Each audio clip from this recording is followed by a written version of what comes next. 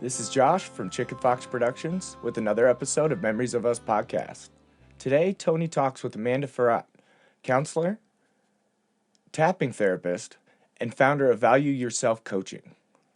Amanda walks us through her lifelong battle with loss and grief and how it has shaped her life.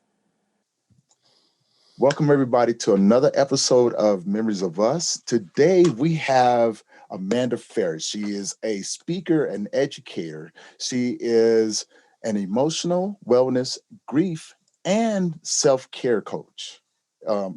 Coach. And she is the founder of Value Yourself Coaching. Today, how you doing? How you doing, Amanda? How you doing today? I'm doing good. How are you? I am doing well. Now, with that introduction and everything, it's an interesting story how you got to where you are, right? And Yes. so, I mean, I love the work that you're doing, but tell us how you got to where you are. Do you want the long version or the short version? As much as you're willing to share, so by all means. Well, so part of my work is grief work, right? Which is appropriate for this audience. And my grief journey actually started very young. So I'm a Montana ranch kid. So growing up on a ranch, it was my grandparents' ranch. So we actually lived in town, but I spent most of my time at the ranch. You learn about the circle of life very young. You learn that those cows out in the field eventually end up on your dinner plate and what that all means. But I also went to my first funeral at 7 years old. Wow. And it wasn't for a relative. It was for a peer.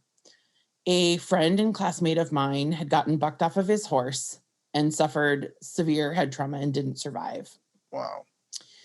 And I don't have a perfect memory of that, but I know that I was a very stubborn child. You couldn't tell me nothing. And of course, the adults in my life wanted to protect me, and they didn't think a funeral was appropriate for a 7-year-old. Right.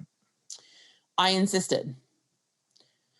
And that's all I remember is the insistence. And I remember walking in with my mom and seeing this small casket draped in flowers.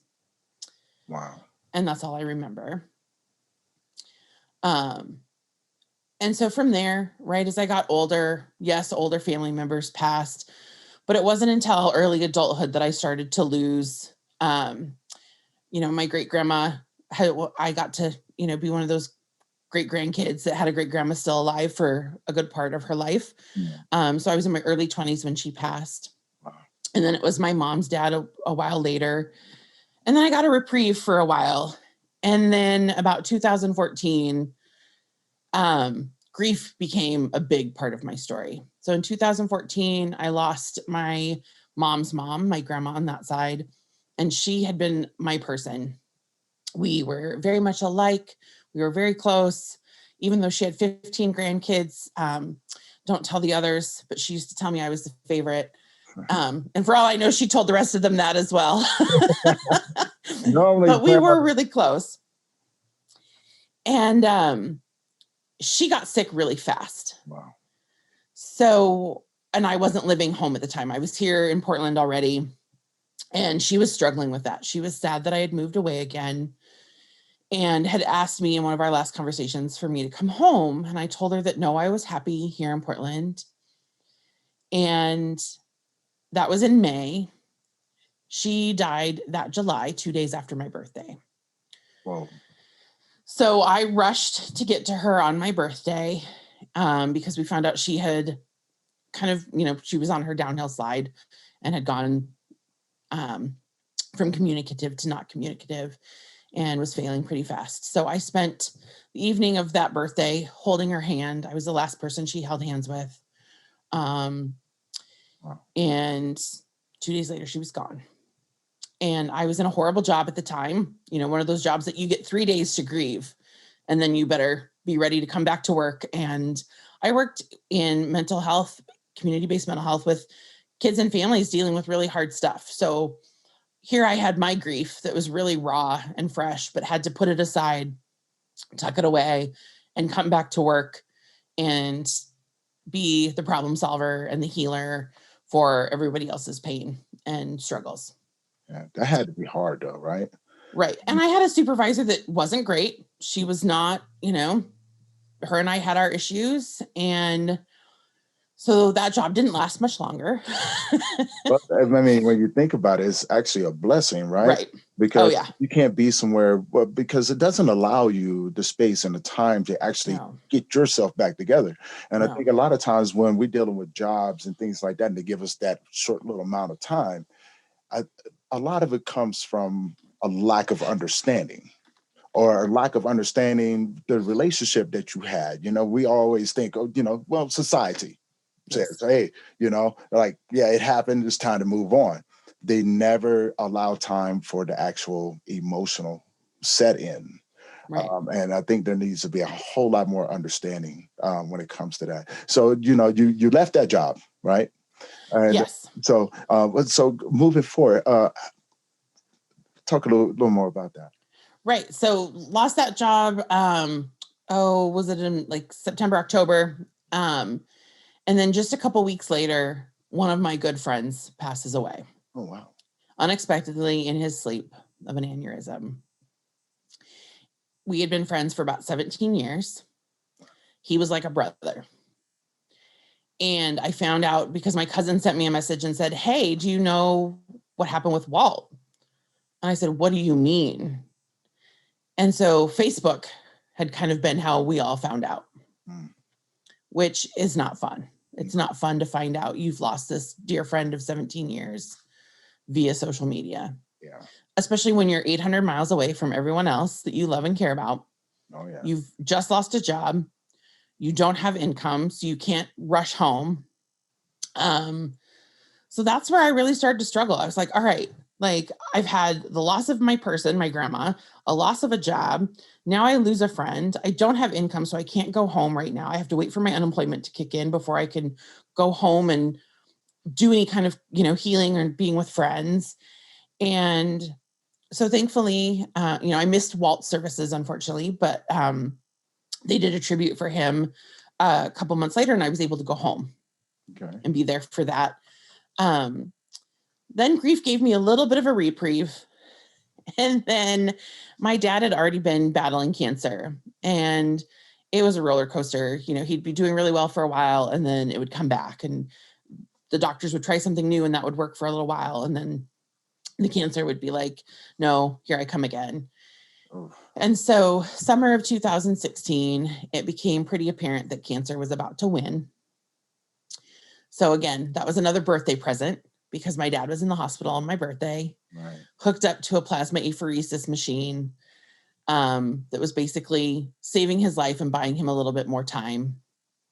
And so my dad was always the first to call me on my birthday, but of course he couldn't because he was hooked up to this machine. So I had to call him, and this machine requires two nurses being right there. It's pretty intense. It literally is taking your blood out of your body, cleaning it, and putting it back into your body. It's pretty intense procedure. And one of the things I remember my dad saying is he was apologizing. Because in that moment, he recognized that here was his poor daughter, once again on her birthday, dealing with facing loss and trauma. Right.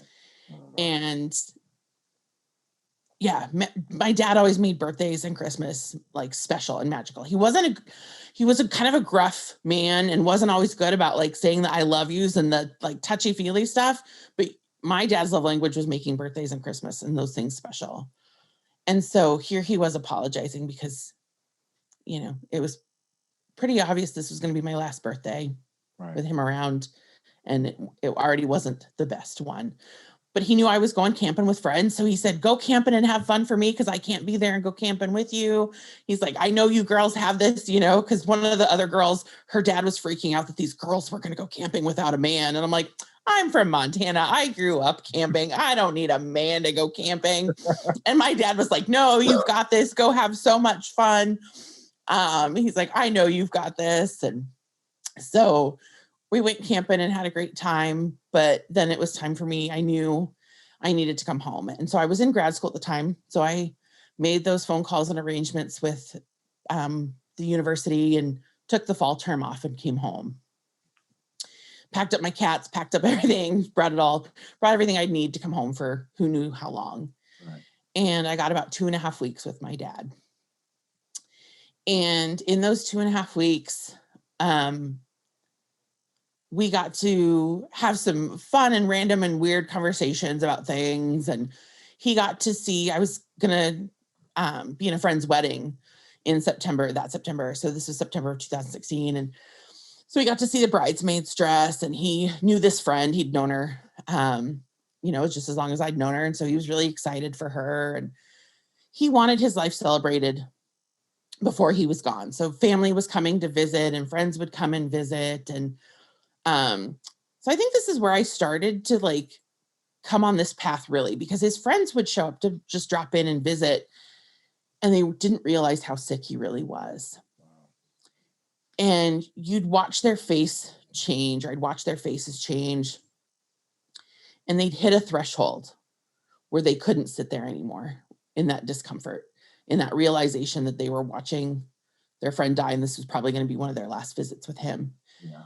And, especially for these strong, tough Montana men, right? It was very hard for them. And they'd get up and go to leave. And I would always walk them out, and I would kind of catch them before they'd go. And I would just do that little bit of counseling, that little bit of hey, I know this is hard, but please know that it means a lot to him and a lot to us that you came to visit. This is all he's really wanted, is these last moments with the people he's cared about. So thank you. And then I let him know we were going to have a celebration. That's what my dad wanted. He wanted a party before he was gone. So we were planning this big party. And they were always like, well, I don't know. I don't feel like and I said, no, he wants you there. Please come. And that happened a few times with a few of his friends. And they did come. They all did come to the celebration of life, right? And then I navigated that as well. So I'd find people kind of, in these moments of the party needing some support.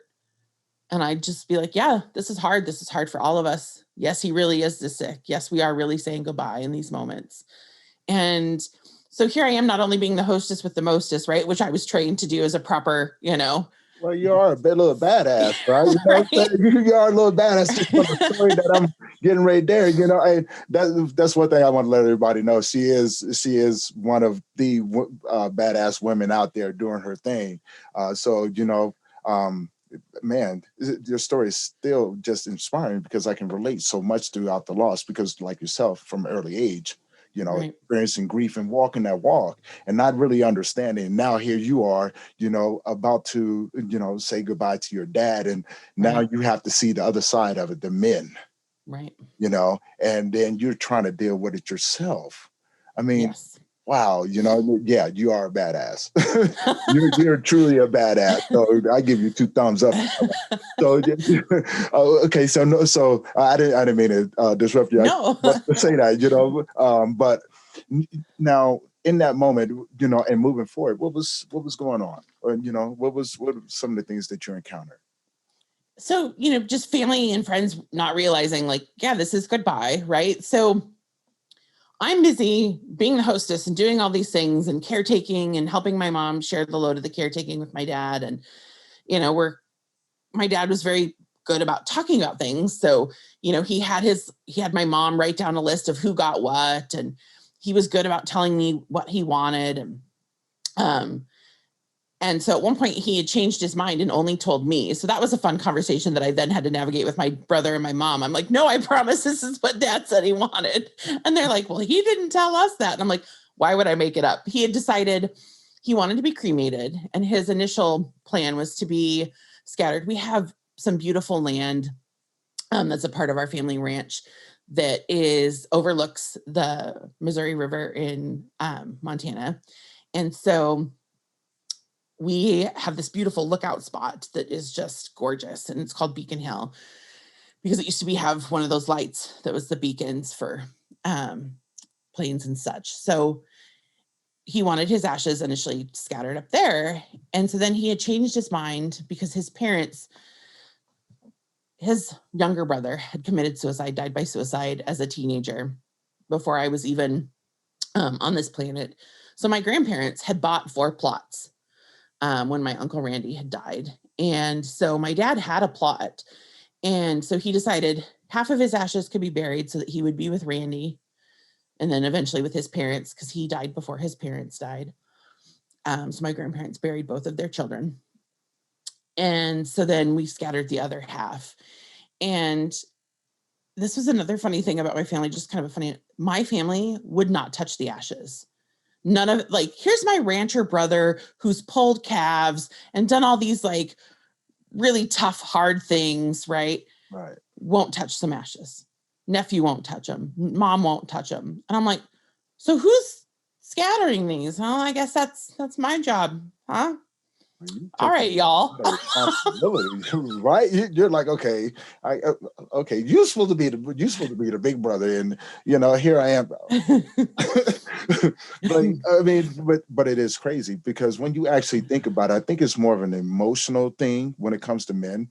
Because as being a man myself, and understanding the different variations of grief, especially when it deals with gender. Men, we I have my son's ashes. I don't mind touching them, but I have, that's like my thing, Right. Hey, I'm still close with him. But growing up on a ranch and having a brother that you're like, you just did all of this stuff and you won't even touch ashes. Right. You've been armpit deep in a cow's ass. Like, right.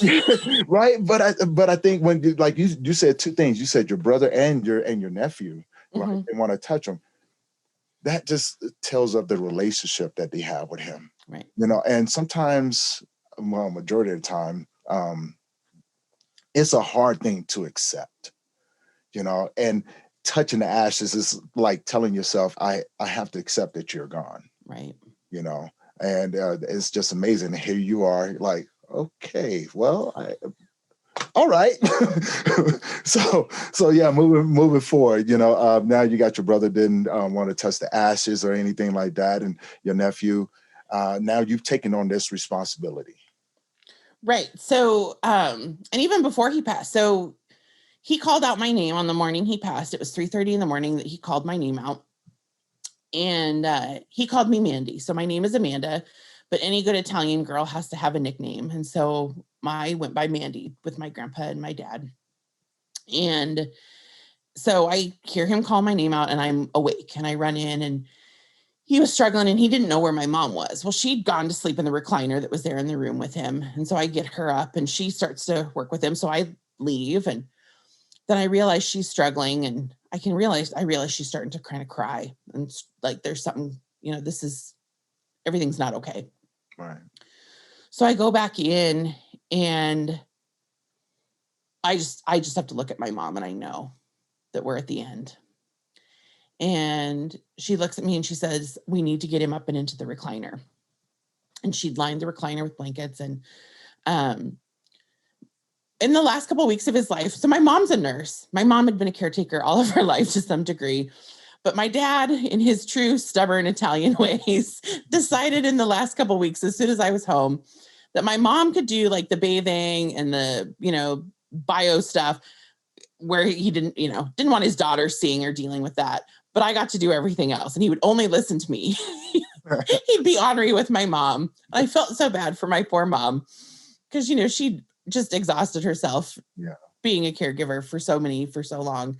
And, he was only letting her do the not so fun stuff. And so I went and I said, Dad, you have to work with us and we're going to get you in the recliner. So he cooperated, got him in the recliner. And then I'll never be able to wipe this from my mind. My mom turning to me and going, it's time. You need to go call your brother. Wow. And even though I knew deep in my soul what that all meant, I looked at her and I'm like, are you sure? Right? Because there was that part of me that wanted that to not be the truth. Oh, yeah. And so I made that call. At this point, it was about 3:45 in the morning, called my brother, woke him up.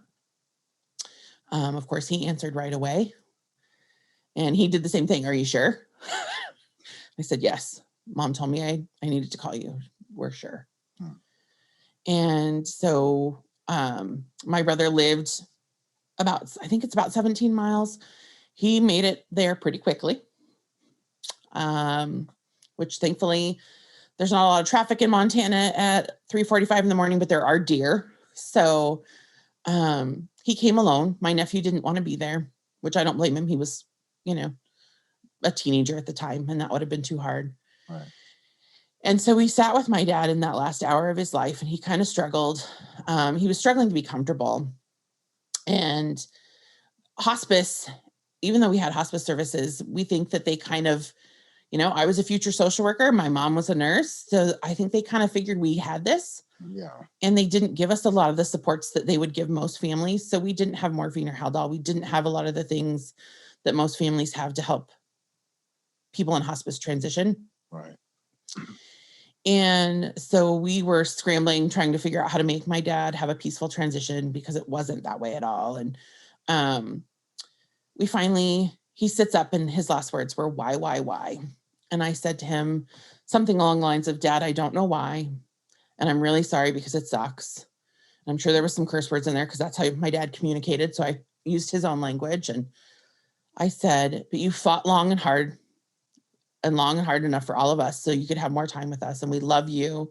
We love that you fought for us. And it's okay. It's okay if you go. And he sat back and he was gone. Wow. And I've had a lot of people tell me, oh, how beautiful. Yes. And for me, that was extremely traumatizing and difficult. So while I can see the beautiful gift that it was to give my dad that permission and to help him transition and pass over after he had struggled for an hour and a half, it also felt really horrible to just know that, as soon as I was done speaking, he was gone.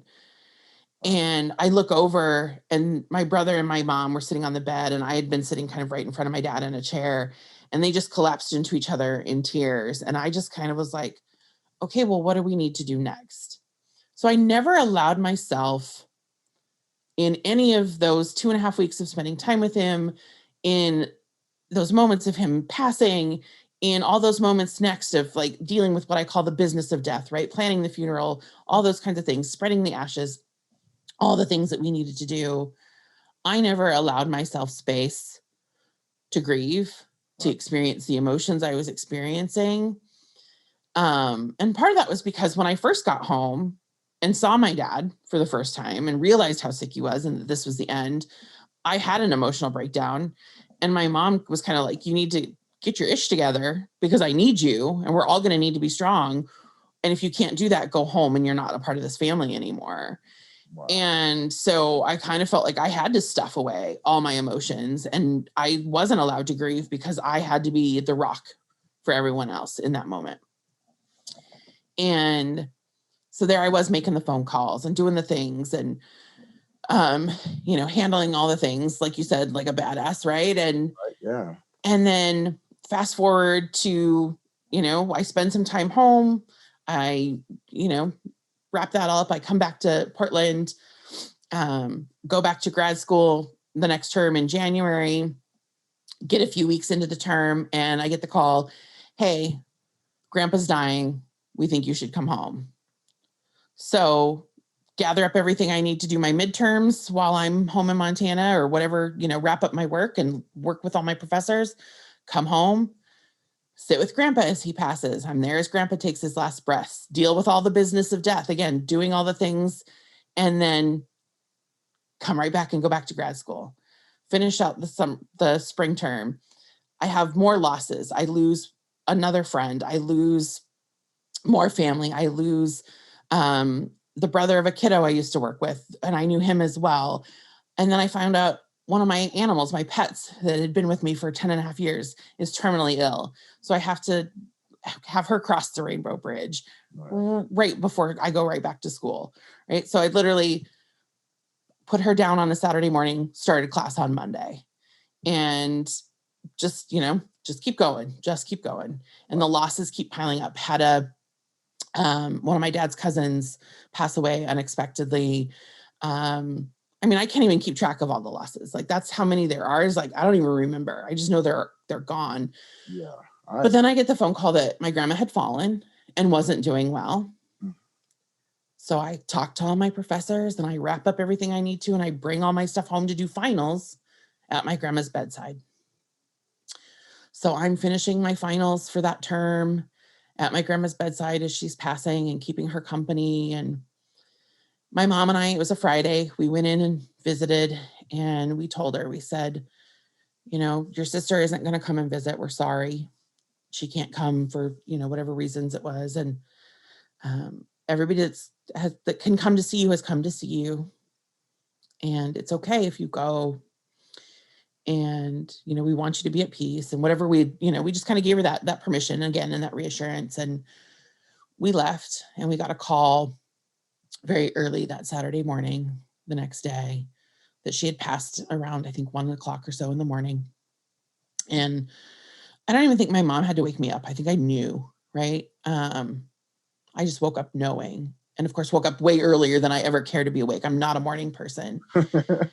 And so it's December, very cold, winter in Montana. And I just bundled up and hopped in my car, and I wanted to go drive to the cemetery where my dad and my Uncle Randy and my grandpa already were. And I start out there, and one of the culverts is out, so you can't get there that way. And I'm like, I know there's another way, but I do not want to get lost out in the middle of nowhere in Montana on a cold December morning where there's spotty cell service. So I drove back up the road up to a high point and parked and watched the sunrise over the cemetery. And just told my dad and my uncle and my grandpa that grandma was coming home. And so planned her funeral, did all of that, stayed for Christmas break, and then went back to grad school. And then life finally imploded because I was tired of being asked to put myself aside and take care of everybody else in school, in an internship, in life. And it just wasn't working for me anymore. My subconscious knew it, and finally just threw a big enough of a tantrum that I had to stop and take stock of my life and why, I was kind of acting out. Yeah. And I knew it was out of character. And I realized it was because I had never, ever taken time to grieve. And that I had literally run out of fingers and toes to count all my losses on. And yet I had never, ever grieved any of those losses. And so I took a break from grad school thinking, okay, maybe I'll go back. Realized during that break, no, I didn't want to go back. That I'd lost the people that I wanted to get that grad degree for anyhow, and it wasn't aligned anymore. Right.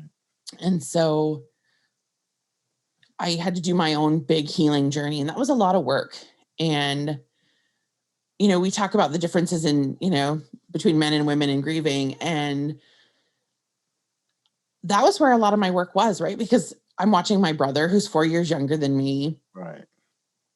We've experienced the same losses. I've lost some other people on the side, right? Some friends and my pet and some other things that he didn't lose, but those three main losses, right? Our dad and our grandparents. And yet I'm struggling, right? And I'm having a hard time. And of course, my brother, that rancher mentality is you gotta have a job. You gotta be a productive member of society. And I'm like, I'm barely functioning right now. Right. So I don't know how to be a productive member of society right now. Like, that's just not going to happen. Yeah, and you need to be okay with that. Exactly. Yes.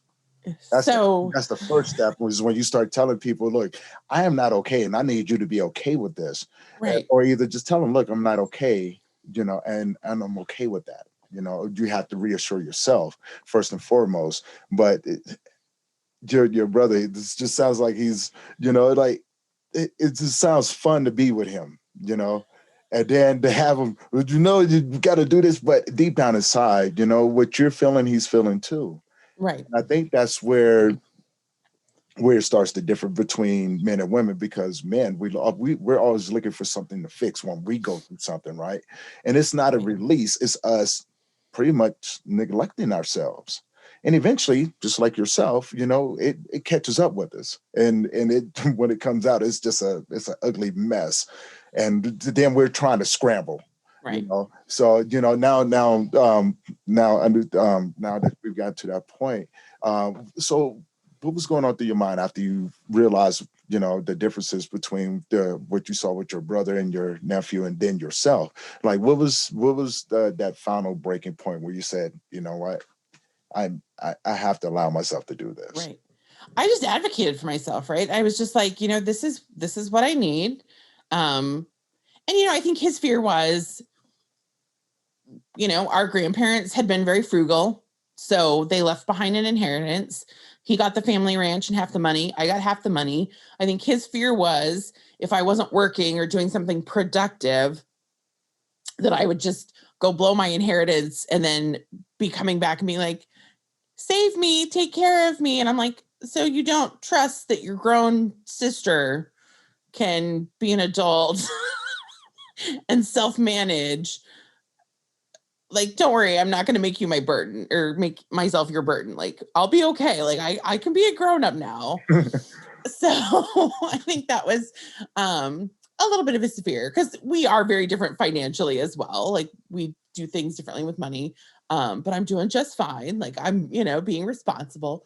So I think that was some of his fear. And he still lives in this tiny, you know, community in Montana where that's the mindset, is that, you know, what are you giving back? How are you contributing to society?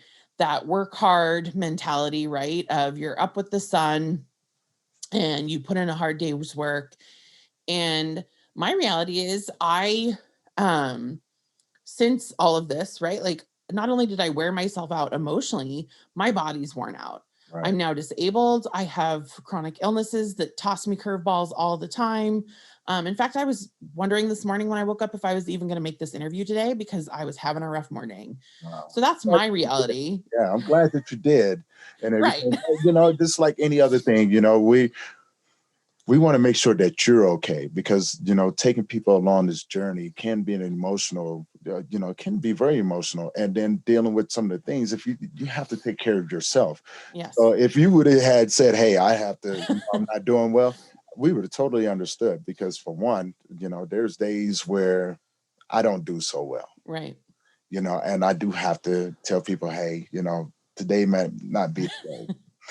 But so many people are understanding of that, Yes. especially when they walk the walk. You know, like the podcast, we talk about grief, right? We talk about Right. the journeys of grief. And, you know, so going in, I have a huge understanding, especially of all the losses and not taking care of yourself. Yes. I'm a prime example of what happens, you know, when you don't allow yourself to grieve. You know, I started getting sick, you know, all of these things. The good thing that I had going for me was that one of the things is fitness. You know, I'm a huge fitness fanatic. I'm a personal trainer. I have my own personal training company. And so, you know, and coming from, you know, I've always been a fan of bodybuilding. And so most of my workouts were based around that. I love putting on muscle. So I Yes. use it as a way to hurt myself primarily, right? You know, so something so healthy, I can just like, oh, and then after a while, I was like, you know what? If I keep this up, I am eventually going to kill myself. But I think in a lot of ways with your brother and listening to, you know, how he primarily was looking out for you. So I see things from a different perspective. Right. I think he was going, you know what? I may be the little brother, but, you know, I want to protect you. Right. And so therefore, I don't know how to do it, but, you know, I'm going to do my best. So you have to be a productive member of society. I know we're going through all of this, but, you know, and I think that was his way of saying, you know what? I care for you. And I love you. I want to see you do well in this life. I just don't know how to express it, because when you come from a background from like your father, not knowing how to express those emotions or expressing them, period. Right. It trickles. It trickles down. And now here you are. You know, you're doing beautiful work. You're a badass, and you know, but you had to go through this horrible journey. But I think in a way it molded you. So now Yes. you're at this point, you're at your breaking point, and now you're you're giving yourself, you advocated for yourself, you're allowing yourself and giving yourself permission to grieve. So moving forward, how was that journey? You know, rediscovering who you are, who Amanda is right now. Yeah. Well, it got worse before it got better, right? You really have to kind of go down into the darkest night of the soul, as they like to call it. Um, I was even a little bit agoraphobic. Like, I wasn't leaving my house. My depression and anxiety had gotten pretty bad. I would leave for therapy, and that was about it. And so I had to be really honest with myself. Right. And knowing what I know, because my background is in mental health and social services, I did some, I was going to therapy. I was doing the things I needed to do. And I also had the tools to just learn how to sit and become aware of what I was feeling in those moments, Right. and aware of what I needed. And just, that is what I practice in my business and my work with clients, is that awareness is the key that unlocks all the other doors. You have to develop that awareness muscle first and foremost, because you can't meet the need if you're not aware first. And so spent a lot of time just being honest with myself of like, how am I feeling and what do I need? And some days that was, I'm going to lay on the couch and watch Netflix all day, or I'm going to go sit out on my balcony and just soak up sun, or, and then having the loss of body ability too, right? That was difficult because I couldn't do some of the physical things I wanted to do anymore, but still tried to push some of that. And then I researched the ADA and I researched service animals, and I realized that even though I knew I wasn't disabled according to Social Security, right? Because I was certified to help people qualify for SSI and SSDI, and I knew I'd never meet their qualifications. According to the ADA, I did qualify with their definition of disabled. So I realized I needed, or that a possible solution for me was a service animal. So for my 40th birthday, I got myself a puppy and decided I was going to train him myself to be a service dog, both psychiatric and physical. And boy, was that a journey, because when you're dealing with social anxiety and all these other things, right? And with grief, you can be out in public and a song will come on overhead or something that triggers your grief, right? You don't have control over those things. Oh, yeah. And then when you've got this cute puppy that you're trying to train, people don't always pay attention to the vest. People don't always pay attention.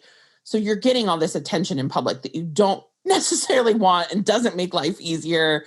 Right. And parents with small children were usually the worst. And it's like, no, my puppy isn't to help you divert the behavior of your children like that. My puppy is not a behavior modification tool for you and your children in public. Sorry. He's actually a disability aid. So was doing the work with him. He was doing great. And then he had a disability. He developed a disorder, which I cannot pronounce what it's called, so I'm not even going to try. But the gist of it is his kneecaps pop out unexpectedly, randomly, and his femurs are turned at a funky angle. So ethically, I couldn't work him anymore. So he got demoted to an emotional support animal, which he still does with, he's a great support. I'm sure he's pouting on the other side of my office door because I don't let him in here when I record podcasts. But because he likes to be with me. He's usually within, close range, and doesn't do well when we're separated. But I started to, in that journey of like taking him on and then having to lose him, I really had to no, you've got this. No, you are a badass. You've got the skills. You used to teach people the skills. Embody this. You can do this. And just create space when you need space to honor your emotions. Right. Listen to yourself. Put yourself first. Do that really good self-care. And self-care doesn't always mean a pedicure and a massage and things that might cost money. It means letting yourself have a good cry when you need to have a good cry. Journaling, doing all these things that just, maybe learning how to pay your bills on time so you don't create financial stress for yourself, right? There's financial self-care, the physical self-care. So getting out and doing walks with my pup or going on hikes with my pup. We've got the gorge here in Portland. It's gorgeous. We've got the coast. We've got so many fabulous ways to get outside here in, Portland. I'm sure you do in Colorado, all these gorgeous outdoor recreation. Oh man, choices. I haven't been able to get out the last couple of years. I've been wanting to. I have a few friends that are just the other day. Well, just yesterday, I had a friend of mine kidnap me. Told me I work too much. And he's this friend has been with me for quite some time. He's witnessed my grief journey, and you're a real good dear friend of mine. And so yesterday he goes, you know what? A week ago, as a matter of fact, I think after we talked, he goes, you know what? You work too much. What are you doing next Thursday? So again, that's self-care, because I love to fish, right? Nice. One of my biggest passions is working out, but my second biggest passion is, fishing. I've been doing it since I was a kid. Those memories, those things I did with my father, and he taught me. So he kidnaps me. He comes and goes, you know what? We're going to Wyoming. We're going to go wow. ice fishing. No, I fish year round. Yes, I know. I see the look on your face like, you ice fish? I grew up ice fishing. Okay, yeah, I ice fish, right? I fish year round. If you give me, man, if I had 3 years to just fish, I'd take 4 just to make sure I got it right. So I only need 2 things. I only need weights and then some fishing poles. Let's go. So, here we are in 5-degree weather. We get out there, it snows all over the place. The ice is 27-inch thick, and we're just out there having a blast. I mean, just self-care. It was something that I needed, and it was just at those right moments, where we started thinking about our loved ones that have passed and things like that. And for me, it's like a drive to do better.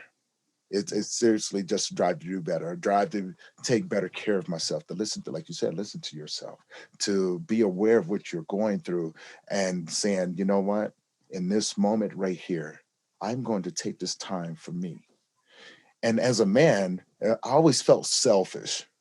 I always felt selfish because I've seen so many people around me that wanted to, that wanted that comfort from me. Because before I lost my son and my mother and all of this, I was the one that everyone came to. I was Tony. If you want some positivity, you want to get the truth. Like if you came to me, like I have friends of mine, I don't know how I got into it because I'm not a counselor, and I tell everybody I'm not a counselor. I'm not even close to it. But they used to come to me and say, you know what, the wife is doing this, and then the wife would go, he's doing this, and I go, you know what, I'm hearing what everybody else is saying, but honestly, you need to take responsibility because they wouldn't be doing this. So self-care, right? And then after that, it was more of I'm comforting them over my losses. And I neglected myself hard, very, very hard. Like you said, find yourself in that dark place and not knowing which way to go. I know for me, it was a struggle. It was hard, But again, something said, you know what? There's something more to this than what you don't see. And I started listening. And my body was saying, you need to do this. And I was going, okay, I can do this. And then my mind would go, you need to do this. Then after a while, it started working. It wasn't different signals I was getting. It started coming together. And I think that self-care, that, being more aware of what's going on. Because I was out in public one time and I have a trigger, which is that song by Lucas Graham, 7 Years. Where he talks about where he was 7 years old growing up. So me and my son used to sing that. And I remember being out in public after he passed away. And that song came on. And right there in the middle of everyone, I just started crying. And a stranger walked up to me. A guy walked up to me and he goes, you know what? You okay? I go, yeah, I'm okay. I didn't say too much. He goes, you know what? It looks like you need someone to talk to. So the universe provided these people to come in and actually be supportive of it and everything. Was it the same experience for you? I know I can get the rambling and stuff. I will too. So forgive me. But no, was it like that for you? To a degree, but my social anxiety made it hard for me if I would get triggered in public. That's why I started to kind of pull away from going into public spaces, is because I didn't know if I could trust myself to navigate those in a way where I wouldn't lose it and then have to because I was used to being the rock, the counselor, the support, right? I can hold space like a champ for everybody else, but I wasn't then very good about doing it for myself or asking of that from others. Right. And so that got too scary for me. And then as I realized, no, this is okay. It's part of the human experience and it's okay that we share this. We need to destigmatize this. then I was able to kind of come out of that a lot more. And then I really had to come out of it. So summer of 2019, my very best friend, who was also a sorority sister of mine, let me know that her brother-in-law died by suicide. Well, I had gone to high school with him, and he was married to her sister, who was also another sorority sister. So we'd gotten closer in college. And so I immediately went into action mode, of course. Like, what can I do? I'm 800 miles away, but what can I do to support my best friend and her sister and their family?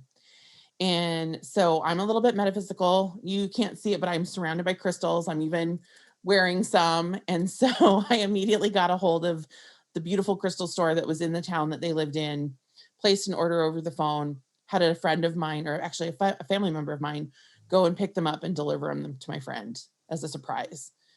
And then said, call me as soon as you know, and let them know to call me as soon as they got it. So I explained how to use the crystals and the other things in the gift package. And then as soon as they knew kind of the memorial and how things were going to be, I then made arrangements to come home. And again, went into action mode. I was making meals and bringing them in. I brought my essential oils and was making special blends. I realized that we were going to have this memorial service and that there was tons of, you know, nieces and nephews that were going to need to be entertained and kept busy while everybody else, you know, had the memorial. So I put kids' bags together with snacks and activities for the kids and was holding space for everybody emotionally, as well as just doing anything and everything I could, because they're like family to me. They are an extended family of mine, in my opinion. I mean, I've been best friends with this woman for decades, and you know, her mom and her sister and everybody's just kind of blown away. And I was like, no, they're like, but you lost James too. You went to high school and college with James too. And I'm like, yeah, I'm okay. Like, how is everybody else? And after I came home from that, I kind of went, so I'm kind of good at this grief thing. Not that I want to be good at it. No one wants to be good at grief. Right. Yeah. But life has handed me this. Yeah.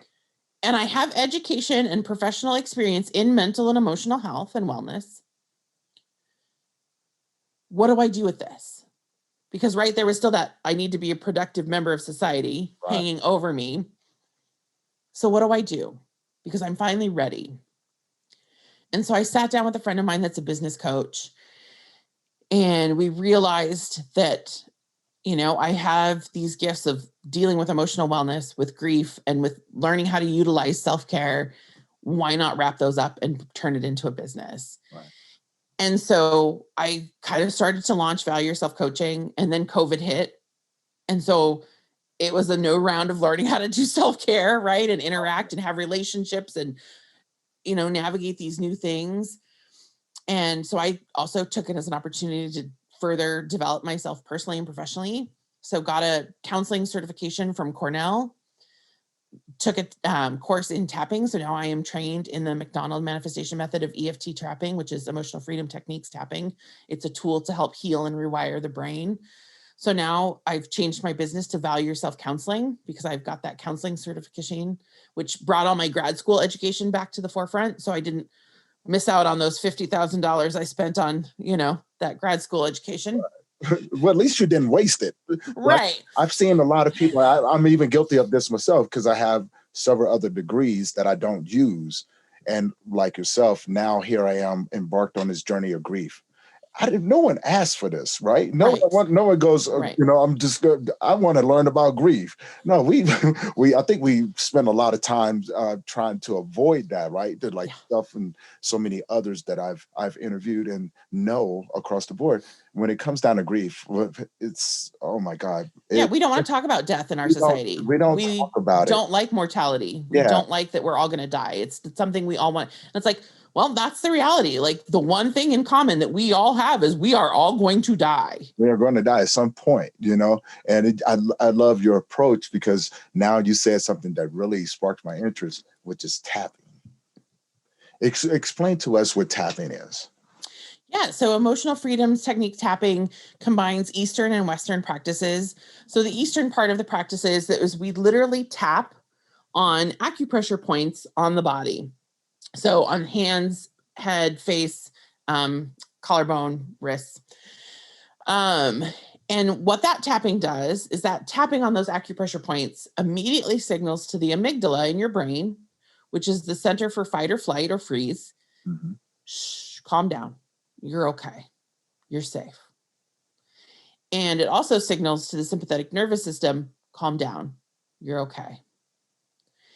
You can stop kind of being on high alert. Right. And so this allows us to enter a rest and repose state. So in comes the Western philosophy or medicine piece of this, where then we bring in talk therapy. So as we're tapping on those points on the body, we're saying certain things to ourselves to access the subconscious and start to rewire those neural pathways and do the healing work. So it's great to do. There's tons of apps and YouTube videos out there and things that people can do to start tapping on their own. The beauty of doing it with a professional or practitioner is that I can ask you questions and dig deeper, questions that you might not be ready to ask yourself or not even know or think to ask yourself. I can meet you where you're at. So let's say you start off feeling angry and then we start tapping and we realize it's not anger. Your subconscious says, no, it's actually this memory. And you're really sad. And you're sad because this happened. Mm-hmm. And this happened this way over your lifetime, since way back when. And then I'm trained to kind of go in and help the subconscious unpack those memories and do it in a way that's safe. Because when you're working with the subconscious and you're working with difficult emotions or memories or trauma, you can re-traumatize somebody, and that's not what we want to happen. We want to heal the trauma. We want to rewire those neural pathways in a healthier way, in a more positive way. Right. And so I'm trained to do that so that you can walk away from an EFT session feeling better, feeling like you're safe. And the McDonald manifestation method is phenomenal for that. We are trained very well in keeping our clients safe and working to not re-traumatize, because that's something I've heard often is, oh, I'm afraid of EFT tapping. I don't want to try it because I had a bad experience, or I know somebody that had a bad experience and they felt worse afterwards. Right. Well, my umbrella of how I operate in my practice is harm reduction. So I'm going to do everything in my power to make sure you feel safer at the end of our session than when you came in, because if not, I'm not doing my job. Right. So tapping is great for grief because it allows us, in grief, we experience so many emotions. Oh, man. And there's so many triggers, and grief is a shape shifting SOB like that. It is a shapeshifter.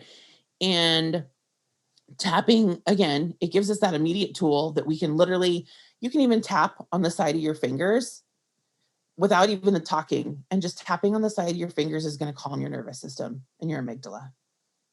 And so you're going to be able to be like, okay, stop and think.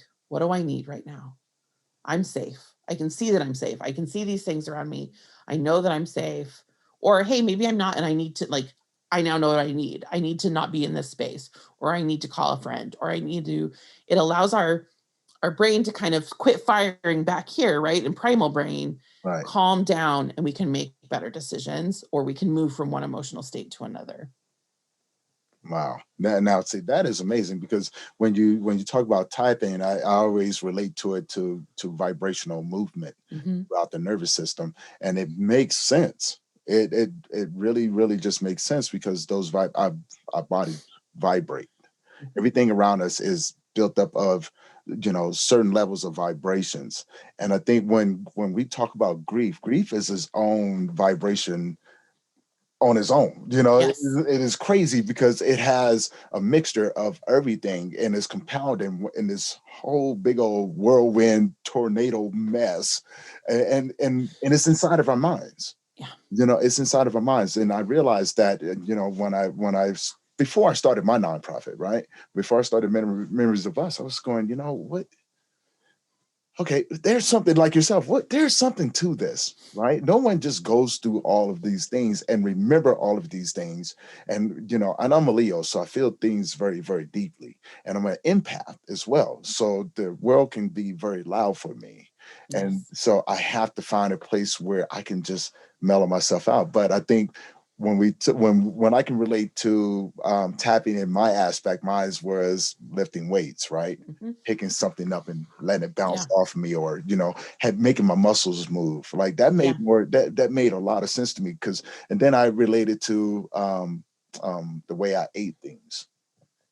How does what I'm putting into my body affect what I'm going through? Well, you put crap into your body, you feel like crap, right? So Right. I was going, I gotta eat better. I think I better eat that whole self-care thing, right? I have Right. to eat better. So what do I have, that's real simple, very nutritious, and still can give me what I need in order to accomplish my physical goals, right? So I went, keep it simple, stupid. Kids, right? Keep it simple, stupid. What are the main things? You need carbs, you need protein and vegetables, right? Keep it simple. Right. Fish, protein, carbs, and vegetables. So I became disciplined.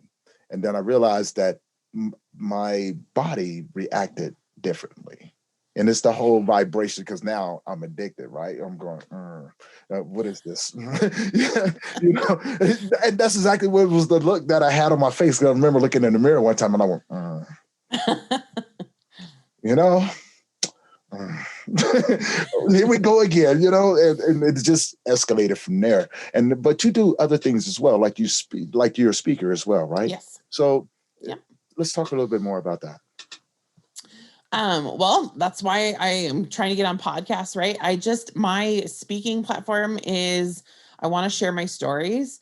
I want to let people know that they're not alone in experiencing really tough stuff, and that there is hope and resilience and grace and coming out on the other side.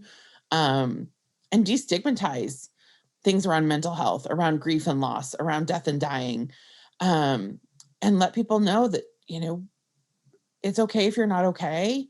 And here's how you can start to be okay.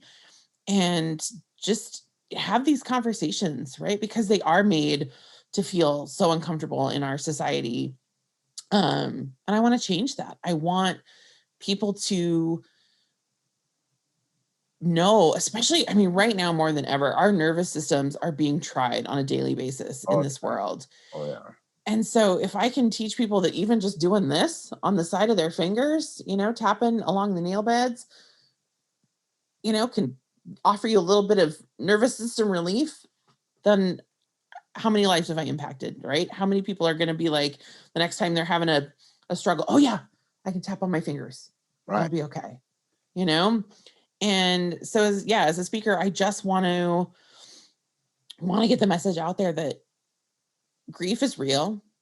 It may look different for all of us, but we've all experienced it one way or another, and it's okay to talk about it. I love the movie Coco from Disney and Pixar, because I think, we're storytellers. As human beings, we are storytellers. We've been storytellers from the dawn of time. Um, and the biggest part of grief, the hardest part, I think, is that we have to rewrite our stories. Because when we've lost someone, that grief is the reflection of the love that we had for them. Right. And it's a reflection of like how painful it is to have to rewrite our stories without them. I'm a fatherless daughter that has to now write the rest of my story without my dad and without my grandparents and the people that were my champions, right? That encouraged me to go to grad school, encouraged me to do all the things. I now have to do this thing called life without them, and hope I'm making them proud, and hope that they, and I'm the kind of person that I believe that they're watching, and I see little signs and symbols. Like, my grandma loved hummingbirds. The house I bought has a family of hummingbirds that lives year round here, and they will land and chatter at me and talk to me, and they'll buzz me and my dog. And yeah, if I go sit in my hot tub, like they'll buzz around and make sure I'm okay. I had a social distance yard birthday party this summer, and people could see the hummingbirds from a distance. And I said, oh, they'll come check you all out. As soon as there's only a few of us left and it's quiet, I said, I bet you they'll come. And sure enough, when there was only like 5 of us there, the hummingbirds started to come and kind of circle us. and kind of check us out and then go back and kind of check us out and go back. And That is cool. Yeah. And my dad has sent us guitar picks from beyond. So we have found 3 guitar picks. My mom and I found the first one together. It was actually at an event where, speaking of storytelling, I've done this. There's a series here in Portland called Grief Rights. Okay. And so I've spoken on that stage a couple times. And so my mom was here visiting and I was a speaker and we were getting ready for me to go on stage. And there's this guitar pick sitting on the table.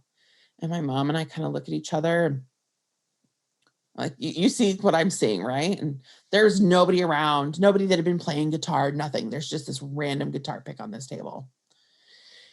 So I pick it up and it has an eagle on it. Eagles were my dad's thing. Okay. And so I look at my mom again and I'm like, look what's on it. And my mom's just kind of like, are you going to keep it? I'm like, yeah, I'm keeping it. Yeah. Stuck it. So I stashed it in my purse. And then I don't know how many months later, I'm in Bozeman at an event for a volunteer. I volunteer with my university's alumni association. And so I'm at our like awards banquet that we have. And I see this woman walking around with a name tag with the last name Lemon. Well, that's my dad's mom's maiden name. And I'm like, there's not a lot of lemons in the world. Right. So I finally, very end of the night, like everybody else has left, but the organizers, myself and these women. And I finally go up to them and I'm like, I have been meaning to ask you this entire event if you are related to the Lemons here in Montana. She goes, yeah, my husband was their cousin, George. Da, da, da. And so we sat there and did the family tree and I got to meet 2 cousins I didn't even know I had. Wow. I go out into the parking lot. As I'm about to get into my friend's car, there on the ground is another guitar pick.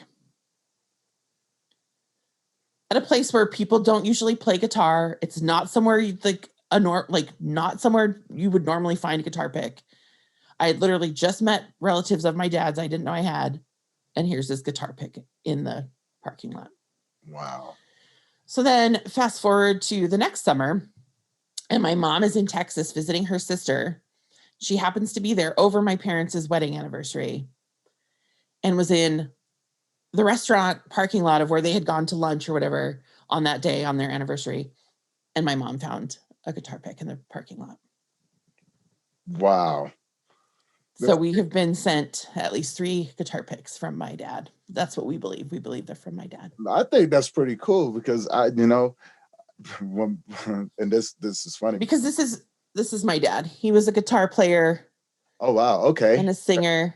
Is that you right there? That's me and my dad. Yep. All right. So you got on the shades, rocking the blonde hair. And look at this. He has an afro. Yes, he does. Okay. I was going, okay, I'm not seeing things here. He has an afro. So it kind of, there you go. Oh, look at that. Girl, look at them shades. I know where them shades came from, right? I was born in 78. I'll own it. I was going to say, I know those are 80s shades right there. Those are 80s. When I seen that, I was like, okay. And he has the guitar in his hand. So this guitar is actually a guitar he rebuilt. And my grandma did the leather plate on it and she spelled Gretsch wrong. It's a Gretsch guitar that he rebuilt. And she spelled Gretsch wrong. And this is the guitar I inherited. And he left me this guitar because of this picture. Wow. Because it's the guitar he used to play when he would sit with me and I would sit with him as a kid. That is amazing, man. And he's just letting you know that he's looking out for you. My son does the same thing. I find toys. I find random toys in different places, like like you said, parking lots and things like that. And my son loved Legos. But he also had like the little Lego people. So when, growing up, he built everything out of Legos. If you gave him just a bucket full of Legos, he was in heaven. He had planes and everything. And so he had the little people, had little villages and apartments and houses. And I'm going, okay, all right, I get what you're doing here. And then he'll go and destroy it just to rebuild it all over again. So I find that, so in my last car, I had a little toy of his, a little Lego toy, right? And it's something that I've had in there for quite some time, just a reminder for myself. So after that, after he passed away, probably about I would say 2 years when I started going back out into society. I was going to the job, going to my job at that time, and I get out, and right beside where I'm getting out, there's a Lego toy. There's nobody there. I was always the first one there, right? Right. No one knew that I was coming back or anything like that. But there was a Lego toy sitting there, and I picked it up, and it had the initials J on it. So my son's name is Jake Steinbrusher, right? And so it had J on it, and I was going, where did this come from? And it wasn't there. I mean, I didn't think it was there. You know, if it, I probably in any other case would have driven over it. You know, Mm-hmm. so I got that and put it in the car, and I didn't pay too much attention to it. So I get off work, I go home, and I go down to the store. And as I'm walking in through the store, you know, there's another little toy sitting up there, and on the bottom of a foot there was a little etched in, or not etched in, a marker S. So now I have a J and an S. And one day I was just randomly sitting there, and I put them both together and realized that they were matching toys. Oh my gosh. They were matching toys. Wow. One had a J on it, and the other one had an S on it. And I just looked around. I said, no one would ever believe me if I told them. Mm. And I kept it to myself. Now, mind you, you know, now I got these 3 toys sitting there. And time goes on, and I end up losing that card because I wasn't taking care of myself for quite some time, you know. And I end up losing that card. They repossessed, and so everything that I had in there was gone. I didn't bother going to get it. I really didn't. I was going, good, you know, whatever. I'm going to keep moving. And believe it or not, I still have those 3 toys. They reappeared. Yes, they reappeared 6 months Ooh. after that. And I found them in a little bag on the side of a street. I was walking. As a matter of fact, I was going fishing. Wow. I was going fishing. I was going fishing, and where I was going to go fish at, I walked past, I had my fishing poles, I'm going to the fishing hole, and I looked down, and there's this bag, and something caught my eye. Something said, pick it up. And I picked it up, and I looked, and I had all 3 pieces. Wow. Again, which is now in my new car. So even though I lost it, and I never thought I was going to see it again. So, you know, it's one of those things, you accept I have the memories, I keep it going, you know, and all of a sudden, you know, this car is gone, everything in it is gone. Okay, I keep going. And then 6 months later, I find this, and I look up, I go, all right, at least now I know you're still there. Right. You know, now, thank you for sharing. Thank you for sharing this journey with me and everything. And you know, so I have so many questions. So many questions. I do, but and I know you're, man. I love that. I love that journey. I love that story. And you are a badass. Thank and you. all of these things that you're doing, all of it. Tell people how they can get a hold of you. So, Value Yourself Counseling is the name of my business. So, the website's under construction, but it will be valueyourselfcounseling.com. And then I'm on both Instagram, and I have a Facebook biz page. So, again, both of those are Value Yourself Counseling. And then for us women, I know that there's plenty of spaces in this world for men, and I typically do work with women. I created a Facebook group, and because I am a badass, it is Badass Women Breaking Barriers. So if there are any women out there looking for a space where they can show up 100% themselves 100% of the time and want to come see, you know, the work I do with emotional wellness and tapping, and just meet other women that are working hard to live an authentic life and break through the barriers that hold them back from that, come and join us. Wow, that is amazing. And for the women out there looking at the show today, get in contact with Amanda.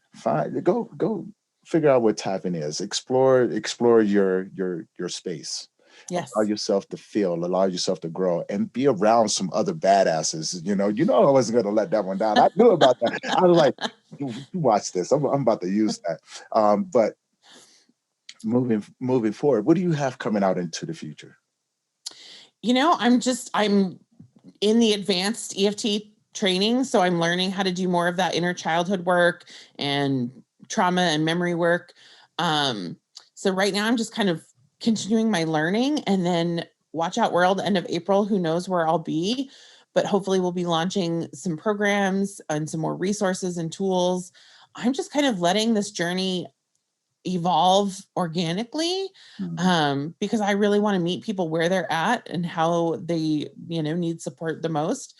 But if people do want to work with me, I do have a couple spots open for either emotional wellness counseling or EFT tapping. And I do have you apply to work with me. And that's just bit.ly/VYC application. All right. So, And yeah. we will, for everyone listening, if you want to get in contact with her, those links will be in the description down below. Get in contact with her. I want to say thank you, Amanda, for coming on the show today and taking us on this journey. I mean, that was a beautiful journey, and as painful as it is, I'm glad to see that you're here. I'm glad to see that you're doing better in the work that you're doing. I fully support that, especially when it comes down to healing, finding the works of healing, right? Yes. And having more people across the board that can provide these spaces. I provide space for men. You provide it for women. I mean, I think it's a beautiful thing, because breaking that stigma, getting out of the pressure of society is going to be a hard journey. And I think together, with the work that we're doing, we can make a huge difference across the board and helping people rediscover who they are. Yes. Have these wonderful tools around people who actually get it, that go, hey, I'm not asking you to come and sit where I'm at, because where I'm at, it took a long time to get there. I want to come back to where you are. And then I want to help you get to where you need to be in a safe place. So, if you have anything to say out there to the people out there, give us some words of encouragement. It's okay if you're not okay. You're not alone. And it's okay to ask for help. It is okay to say, I'm not okay, I need some help. And there are people like me that are out there ready and willing and able to help. So find us, find your people, and get that support, and know that that's an okay thing to ask for. There you go. Well, Amanda, thank you again for being on the show today. Thank you so much for having me and letting me share my story. Of course, man. I had a blast. I had a blast just listening to it. I mean, we talked previously before. Yes. And like I said, man, I just knew when I met you, I was like, I got to have her on the show. Definitely got to have her on the show, especially when you sent me the bio. You was like, I know this is not, typically this is for men and everything, but I have a story. And once I listened to it, I was like, yeah, we got to do this. So with that being said, I want to thank everybody for tuning in for another episode of Memories of Us. Look up Amanda Ferrat and get in contact with her, get enrolled in her classes, her groups and everything, and stay tuned for the new groups that are coming out in April. Yes. And begin your walk of grief, begin your walk of healing and finding a safe place, and rediscover who you are, rediscover your true self, your authentic self. And with that being said, thank you. Thank you for joining. Thank you. Thanks for watching another episode of Memories of Us podcast. We couldn't have done it without all of your help and support. Tune in next week as Tony interviews Betsy Sloan. Don't forget to like and subscribe. New episodes every Tuesday. Until next time, stay strong.